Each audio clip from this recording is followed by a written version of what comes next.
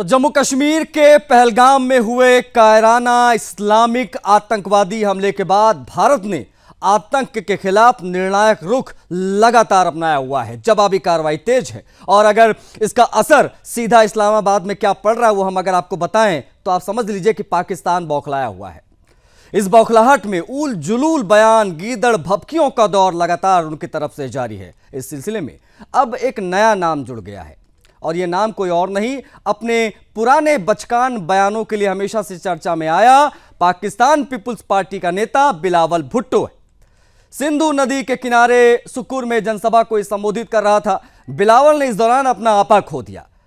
भारत के खिलाफ इसके जहरीले बोल वो एक बार पुनः सुनाई दिए। अब इसने क्या गीदड़ भभकी दी वो भी हम आपको बताएंगे, क्योंकि वोट बैंक की पॉलिटिक्स भी उसको वहां करनी है। बिलावल ने कहा कि भारत ने सिंधु जल संधि को एक तरफा वन साइडेड निलंबित कर दिया है और यह मान लिया है कि सिंधु भारत का है। उन्होंने धमकी दी, यानी उसने धमकी क्या दी, उसने गीदड़ भभकी दी। उसने कहा कि ये तो सिंधु से हमारा पानी बहेगा या फिर उनका खून। अब यह हास्यास्पद लगता है। अब पाकिस्तान वही है जो दशकों से भारत में आतंकवाद का खून बहाता आया है, आतंकवाद फैलाता आया है और दुनिया में कई बार यूएन से लेकर हर मोर्चे पर एक्सपोज हुआ है। पाकिस्तान की ये गीदड़ भभकियां अब सिर्फ और सिर्फ हंसी की एक वजह मात्र देखी जाती हैं। जिनके पास अपनी जमीन पर आतंकवाद के खिलाफ कार्रवाई करने की हिम्मत नहीं है, वो आज भारत को धमकियां दे रहे हैं। पाकिस्तान के नेता गीदड़ भभकी देकर अपनी खोखली बौखलाहट छिपा रहे हैं। लेकिन इन सबके बीच हमारे सेना प्रमुख जनरल उपेंद्र द्विवेदी भी कश्मीर पहुंचे हुए हैं और बारीकी से हर जगह नजर बनाई गई है। ऐसे में पाकिस्तान की बौखलाहट बढ़ना कोई असाधारण बात नहीं है और इन सब को लेकर जिस प्रकार की प्रतिक्रियाएं बॉर्डर के उस पार से आ रही हैं, पाकिस्तान से आ रही है, उसमें बिलावल भुट्टो ने जो जहरीले बोल बोले हैं, उसने जो गीदड़ भभकी दी है, वो बयान एक बार आपको सुना देते हैं। में हुआ मगर भारत ने पाकिस्तान पे इल्जाम लगाया है। भारत ने अपना कमजोरियां छुपाने के लिए, अपने अवाम को बेवकूफ बनाने के लिए मोदी ने पाकिस्तान को झूठे इल्जामात पाकिस्तान पे लगाए हैं कि ये इस दहशतगर्दी के वाकया के पीछे है और इसकी वजह से इन्होंने ऐलान किया है कि ये इनका एकतरफा फैसला है कि जो इंडस वाटर ट्रीटी है, जो मुआहिदा हुआ पाकिस्तान और भारत के दरमियान, जिसके तहत भारत मान चुका कि सिंधु आपका है, सिंधु पाकिस्तान का है। मोदी ने और उनकी हुकूमत ने ऐलान किया कि अब वो ये मुआहिदा नहीं मानते और मैं सखर में इसी सिंधु दरिया के साथ खड़े होके भारत को कहना चाहूंगा कि सिंधु हमारा है और सिंधु हमारा रहेगा। या इस दरिया से हमारा पानी बहेगा या उनका खून बहेगा। ऐसे नहीं हो सकता, ऐसे नहीं हो सकता कि एक दिन तू उठ जाए और ये फैसला करे कि आप इंडस वाटर ट्रीटी को नहीं मानते हैं। इसको बोलते हैं असर, और ऐसा असर हुआ है कि सारा का सारा पाकिस्तान बिलबिलाया हुआ है, बौखलाया हुआ है। एक एक बूंद पानी के लिए वो अब तरसने जा रहा है। इसलिए हम कह रहे हैं कि मुनीर रो रहा है, बिलावल पगलाया हुआ है। कुछ और प्रतिक्रियाएं आई हैं, हम आपको दिखाएंगे ताकि आप समझ पाएं पाकिस्तान किस प्रकार से बिलबिलाया हुआ है, भारत के इन तमाम एक्शन को लेकर किस प्रकार से डरा हुआ है, वो भी आप अगले बयानों में देखेंगे। शवाहिद मौजूद हैं कि श्रीनगर में कोई फॉरेन नेशनल्स रिसेंटली आए हैं, उनके पास हैवी इक्विपमेंट है और उनके क्या अज़ाइम हैं, उनके क्या डिज़ाइन है, वो हम पाकिस्तान उस पर कड़ी नज़र रखे हुए हैं। Well, we have been doing this dirty work for United States for about 3 decades, and West, including Britain. Well, we have been doing this dirty work for United States for about 3 decades, and West, including Britain.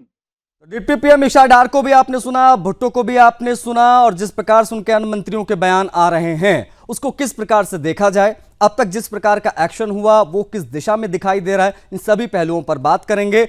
बता देता हूं कि कौन कौन से मेहमान हमारे साथ कनेक्ट हो रहे हैं, उसके बाद में हम चर्चा की शुरुआत करेंगे। इनसे बातचीत करके कमर आगा जी हैं, पूर्व राजनयिक, हमारे साथ कनेक्ट हो रहे हैं। कमर आगा जी, बहुत स्वागत है आपका। टीपीएस त्यागी जी हैं, रक्षा विशेषज्ञ। टीपीएस त्यागी जी, आपका भी बहुत स्वागत है। और हमारे संवाददाता रोहिल जो है वो कनेक्ट हो रहे हैं सीधा जम्मू कश्मीर से, हम उनसे भी बातचीत करेंगे। सबसे पहले रोहिल, मैं एक फटाफट अपडेट आपसे चाहूंगा कि उपेंद्र द्विवेदी जी इस वक्त जम्मू कश्मीर में है, किस प्रकार का एक्शन धरातल पर दिखाई दे रहा है पाकिस्तान में आतंकवाद खत्म करने की दिशा में, प्लीज बताइए क्या अपडेट्स हैं। लगभग 22 साल तक, क्योंकि रोड की हालत भी आप देख सकते हो, लेकिन इस रोड पे अगर देखा जाएगा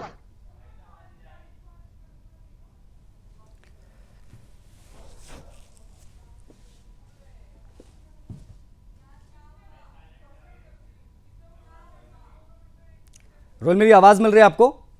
और इसी तरह रोहिल, क्या मेरी आवाज पहुंच पा रही है? सुरक्षा बलों को काफी ज्यादा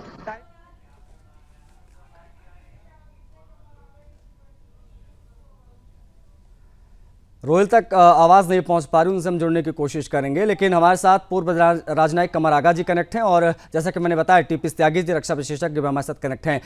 कमर आगा जी, आपको बेहतर तरीके से जानकारी होगी ये जो कुछ भी चल रहा है, मुझे लगता है कि आप प्लीज बताइए तमाम दर्शकों को कि जिस प्रकार का मूवमेंट, जिस प्रकार का एक्शन अब तक दिखाई दिया है उसको किस प्रकार से देखा जाए, और पाकिस्तान की तरफ से ये जो उल जुलूल बयान आ रहे हैं, इन गीदड़ भपकियों को किस प्रकार से ले हिंदुस्तान। देखिए, कई चीजें हैं जी। सबसे इम्पोर्टेंट चीज ये है कि प्रधानमंत्री मोदी जी ने साफ कह दिया है कि जो लोग इसमें जुड़े हुए थे, इसमें जिन लोगों ने ये हत्याएं की हैं, उनके खिलाफ बदला लिया जाएगा। और दूसरी बात उन्हीं ने कही है, जो लोग इनके पीछे हैं उनको भी नहीं छोड़ा जाएगा। तो इनके पीछे पाकिस्तान है, पाकिस्तान की सेना है और वहाँ के आतंकवादी संगठन हैं। अब सेना तय करेगी कि किस किस समय पे उनका इसका बदला लिया जाए, उसके जवाबी कार्रवाई होगी। तो एक ये लंबा प्लान उन्हीं ने बनाया है, सरकार ने, और ये मैं समझता हूँ कि काफ़ी समय तक चलेगा, ये रुकने वाला नहीं है। पाकिस्तान ने बहुत बड़ी गलती कर दी, उनको अंदाज़ा ही नहीं था। वो सोच रहे थे कि शायद हमको कोई पाकिस्तान को अमेरिका बचा लेगा या कोई बचा लेगा। दूसरी तरफ ये भी है कि वो प्रधानमंत्री के माइंड को भी नहीं समझ पाए कि वो कितने स्ट्रिक्ट आदमी हैं, वो इसका बदला कितना सख्त ले सकते हैं। ये उनसे बड़ी गलतियां हुई हैं, इसका खमियाजा पाकिस्तान को बहुत समय तक भुगतना पड़ेगा। दूसरी बात यह है कि आपने बिलावल साहब जो हैं, वहाँ के शायद फॉरेन मिनिस्टर जो हैं, वो तो अपना संतुलन ही खो बैठे हैं। वो जिस किस्म की बातें कर रहे हैं, बचकाना जैसा आपने बताया, उसके लिए मशहूर हैं वो। और उनकी एक बौखलाहट का वजह यह भी है कि सिंधु रिवर जो पानी है वो सिंध में काफ़ी जाता है, उससे सिंध को काफ़ी फायदा होता है जी। तो वो जो है पानी अगर बंद हो जाता है तो सिंध का बहुत बड़ा नुकसान होगा, दूसरे प्रांतों का भी होगा। और सिंध जो है उनके लिए सारी कॉन्स्टिट्यूएंसी ये वो एक दो काम है। एक तो ये दिखाना चाहते हैं कि भाई हम सिंधु रिवर का पानी बंद नहीं होने देंगे, जो उनके कंट्रोल में नहीं है। दूसरी चीज़ ये दिखाना चाहते हैं चिल्ला चिल्ला के कि पाकिस्तान के जो सेना चीफ हैं वो उनसे खुश हो जाए। असल में वहाँ वोट तो होती नहीं, कुछ वोट पॉलिटिक्स तो होती नहीं, सेना तय करती है किसको जिताना है, किसको मंत्री बनाना है, किसको कौन पार्टी रूल करेगी। और असली पावर तो सेना के पास होती है, तो सेना को खुश करने के लिए वो हमेशा कोशिश करते रहते हैं। कमर जी, आप बने रहेगा हमारे साथ। टीपीएस त्यागी जी भी हमारे साथ, हम टीपीएस त्यागी जी से भी बातचीत करने की कोशिश करेंगे। टीपीएस त्यागी जी, हमने उरी हमले के बाद का भी अटैक देखा है, सर्जिकल स्ट्राइक, हमने बालाकोट भी देखा है। अब किस चीज की जरूरत है जिससे पाकिस्तान में बैठे आतंकवादी उनके आकाओं को ठिकाने लगाया जा सकता है? क्या एक्सपेक्ट करें हम और किस प्रकार की कार्रवाई यहां पर चाहिए? क्योंकि उनकी गीदड़ भपकियां उधर से लगातार जारी हैं। अब उनकी गीदड़ भपकियों को उनकी बौखलाहट या डर समझे हम, या वाकई में something is serious about all this, हम समझे कि हाँ कुछ उधर से गड़बड़ी हो सकती है? टीपीएस त्यागी जी। देखिए, हम पाकिस्तान को धन्यवाद देते हैं। हम्म। अब आपको बड़ा आश्चर्य होगा कि हम ऐसा क्यों कह रहे हैं। जी। हमने जब उनका सिंधु जल संधि को स्थगित करने की बात कही तो उन्होंने कहा कि हम शिमला समझौता रद्द करते हैं। शिमला समझौता रद्द करने का मतलब हुआ कि जो लाइन ऑफ कंट्रोल है, एलओसी है बिटवीन इंडिया एंड पाकिस्तान, उसकी सैंक्टिटी खत्म करते हैं, यानी कि वो अब नहीं रही। अब नहीं रही तो इसका एक तो उदाहरण देखने को मिल गया कि जैसे ही पाकिस्तान ने सीज फायर का उल्लंघन किया, पिछले 24 घंटों में हमने जवाब देके उनके 4 सैनिकों को मार दिया। हम वो 72 हुरों वाले आतंकियों को नहीं, 4 सैनिकों को, जिन्हें बनाने में समय लगता है, ताकत लगती है, पैसा लगता है। और अब पीओके में हमको एंटर करने में कोई तकलीफ नहीं, बिकॉज पीओके की जो एलओसी थी वो एलओसी की सैंक्टिटी खत्म हो चुकी है, खुद पाकिस्तान ने कहा। दूसरा, पाकिस्तान ने बौखलाहट में या गलती से ये भी कबूल कर लिया कि उनके डिफेंस मिनिस्टर ने कि पिछले 30 साल से हम आतंकियों को, आतंकी संगठनों को सपोर्ट कर रहे हैं, ट्रेनिंग दे रहे हैं, पैसे दे रहे हैं, और हमने ये गंदी हरकत की है, ये उन्होंने सब किया। हमने उन्हें उन 2 आतंकियों के जो पहलगांव के हमले में शामिल थे, इलेक्ट्रॉनिक सिग्नेचर 2 मुख्तलिफ जगहों पर पाकिस्तान में दिखला दिए और उनको बता दिया कि हमारे पास टेक्निकल इंटेलिजेंस है, यानी कि ये पाकिस्तान से किया हुआ था। अब इससे जब हिंदुस्तान की तैयारियां देखी तो पाकिस्तान में डर आ गया, और वो डर में अब ये उल जरूर बक रहे हैं। वो शनिवार भुट्टो जी कह रहे हैं कि अगर हमारा पानी बंद किया तो नदियों में पानी नहीं बहेगा, हिंदुस्तान का खून बहेगा। वो थोड़ी कह रहे, ये बात तो हाफिज सईद ने कही, वो उसे रिपीट कर रहे हैं। वो ये नहीं जानते, उन्होंने अभी पाकिस्तान के अंदर अपनी 6 नहरों के लिए नहीं, मतलब टीपीएस त्यागी जी, क्या ये उनके लिए भी अनएक्सपेक्टेड था? क्या उनके लिए अनएक्सपेक्टेड था कि भारत वाकई में पानी रोक देगा हमारा? क्योंकि पानी रुका, उसके बाद से पगलाया हुआ पूरा पाकिस्तान, समझ में नहीं आ रहा है। कुछ समय के बाद जब इसका असर होगा, जब सिंचाई के लिए पानी नहीं मिलेगा, बिजली उत्पादन नहीं होगा, लोगों के लिए स्थितियां बहुत ज्यादा खराब होने वाली है वहां पे। देखिए जी, पानी तो जब रुकेगा, अभी तो नहीं रुक रहा, अभी तो सिर्फ हमने स्थगित किया है। और हमने क्या किया है, हरीके के अंदर जो बैराज है, जहाँ पे सुतलज और व्यास के पानी मिलते हैं, वहां पे 31 गेट है, लेकिन वहाँ की रिजर्वायर जो है वो 68,000 एकड़ फीट है, मगर सिल्ट की वजह से वो 9,000 रह गई है। यानी कि अभी तो पानी को हम रोकें भी तो उसका कोई असर नहीं होगा। लेकिन ये देखिए कि हमारे केवल कहने मात्र से कितने बिल आ गए हैं। जिस रोज ये पानी रुक जाएगा या कम हो जाएगा, पाकिस्तान घुटनों पर नहीं सर, पेट के बल जमीन पे गिर पड़ेगा, पाकिस्तान का अस्तित्व खत्म हो जाएगा। और इसीलिए हमने इस संधि को आज तक नहीं तोड़ा, हालांकि 26/11 भी हो गया। हमने इसको इसलिए नहीं तोड़ा कि ये मैत्री संधि है। मैत्री संधि का मतलब कि जब 2 लोग फ्रेंड होते हैं, जब ये हमने शुरू में इनके साथ फ्रेंडशिप का हाथ बढ़ाने के लिए अपने के मुकाबले इन्हें 4 गुना पानी दिया, और तो और इन्हें 6 करोड़ पाउंड भी दिए नहरें डेवलप करने के लिए, हाइड्रोलिक इक्विपमेंट लगाने के लिए, लेकिन इन्होंने उसका नाजायज फायदा उठाया।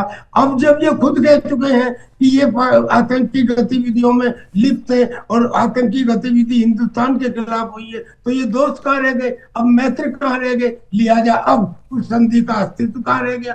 वर्ल्ड बैंक, अरे वर्ल्ड बैंक उसमें पार्टनर थोड़ी था, उसकी तो मध्यस्थता थी। वो मध्यस्थता जैसे एक विटनेस होता है, witness can be put outside the, और एज इट इज यूएनओ के ऑर्गेनाइजेशन का कोई मीनिंग नहीं रह गया है। लिहाजा हम जिस रोज पानी बंद कर देंगे उस रोज तो पाकिस्तान खत्म हो जाएगा। तो कहने से ये और मुझे लगता है कि ये वहाँ के आवाम में भी ये इसको लेकर जो है वो बहुत ज्यादा बौखलाहट, बहुत सारी चीजें वो दिखाई दे रही हैं। आप सर बनी रहेगा हमारे साथ, हमारे संवाददाता रोहिल भी कनेक्ट है जम्मू कश्मीर से, उनसे भी हम बातचीत करेंगे। रोहिल, क्या अपडेट्स इस वक्त जम्मू कश्मीर से? जनरल उपेंद्र द्विवेदी वहां पर मौजूद है, क्या जानकारियां? रोहिल, देखिए, जिस तरीके से जब पहलगाम हमले के बाद काफी ज्यादा आक्रोश जो है लोगों में देखने को मिल रहा है, उसके बाद आर्मी चीफ कल दिन भी जो है जम्मू कश्मीर में रहे। कश्मीर घाटी में उन्होंने सबसे पहले हाई लेवल बैठक जो है श्रीनगर के बाद जहाँ पर 15 कोर का जो है हेडक्वार्टर है। उसके बाद जम्मू कश्मीर उपराज्यपाल से मुलाकात की, उसके बाद डीजीपी से मुलाकात की और उसके बाद एक बार फिर सेना के अधिकारियों से मुलाकात की। तो अभी भी जो आर्मी चीफ है जनरल उपेंद्र द्विवेदी वो कश्मीर घाटी में ही मौजूद है, क्योंकि सीमाओं पर जिस तरीके का तनाव इस वक्त बना हुआ है, क्योंकि आज रात को भी सीमाओं पर काफी ज्यादा गोलाबारी जो है पाकिस्तान की तरफ से की गई है। हालांकि भारतीय सेना और बीएसएफ के जवानों ने भरपूर तरीके से उनको मुंहतोड़ जवाब दिया और मेरे सूत्रों ने मुझे ये जानकारी दी है कि पाकिस्तान के कुछ जो पोस्ट है उनको पूरी तरीके से तबाह कर दिया गया है, जिसमें कुछ जो पाकिस्तानी सैनिक भी मारे गए हैं। ये सूत्रों से मुझे जानकारी मिल रही है। लेकिन लगातार जो आर्मी चीफ है वो इस वक्त भी कश्मीर घाटी में है, पूरी तरीके से हालातों पर खुद जो है वो नजर बनाए रखे हुए है और जिस तरीके के हालात सीमाओं पर बने हुए हैं और उनको पूरी तरीके से जो है जो ग्राउंड पर कमांडर्स है वो उनको पूरी तरीके से पल पल की जानकारी दे रहे हैं कि किस तरीके की स्थिति जो है पूरे कश्मीर घाटी के एलओसी की बात करें वहां पर बनी हुई है। लेकिन पहलगाम के इस ऑपरेशन की बात करें तो आज 5वां दिन है, ऑपरेशन आज भी जारी है और जो बैसरन का इलाका है 5 किलोमीटर का दायरा जो है पहले ही वसी कर दिया गया था, उसका गार्डन जो है बनाया रखा गया है और पूरी तरीके से चॉपर सर्विस में भी जो है वो तेजी लाई गई है। चॉपर्स का इस्तेमाल भी लगातार किया जा रहा है, आधुनिक तकनीक का भरपूर तरीके से इस्तेमाल किया जा रहा है। तो पूरी तरीके से स्थिति जो है तनावपूर्ण बनी हुई है, क्योंकि आज सुबह भी जो आतंकवादी है, जो सक्रिय आतंकी है, दक्षिण कश्मीर के इलाकों के रहने वाले हैं, उनके घरों को भी पूरी तरीके से जो डिमोलिश किया गया और कल भी 2 आतंकवादी जो पहलगाम अटैक में मुलव्वस थे उनके घरों को डिमोलिश किया गया। तो आतंकवाद पर प्रहार जो है लगातार यहाँ पर सुरक्षा आप नज़र बना के रखिएगा, आप नज़र बना के रखिएगा। ये तमाम अपडेट्स हम आपके माध्यम से कनेक्ट होकर दर्शकों तक पहुंचाएंगे, तमाम जानकारियां देंगे। लेकिन फिलहाल के लिए बहुत शुक्रिया आपका रोहिल टीपीएस त्यागी जी, आपने भी समय दिया, बहुत आभार आपका। और कमर आगा साहब आपने भी बहुत समय दिया, आपके भी बहुत आभार। देखिए कुल मिलाकर वाटर स्ट्राइक के बाद में पूरे पाकिस्तान में बौखलाहट है और बौखलाहट में उनके नेता उल जुलूल बयान दे रहे हैं। लेकिन सीधी मांग हिंदुस्तान के लोगों की यही है कि अब समय आ गया है कि पाकिस्तान की सेना को सबक सिखाया जाए। जब तक पाकिस्तान की सेना को सबक नहीं सिखाया जाएगा तब तक आतंकवाद पर पूर्ण रूप से काबू नहीं पाया जा सकता।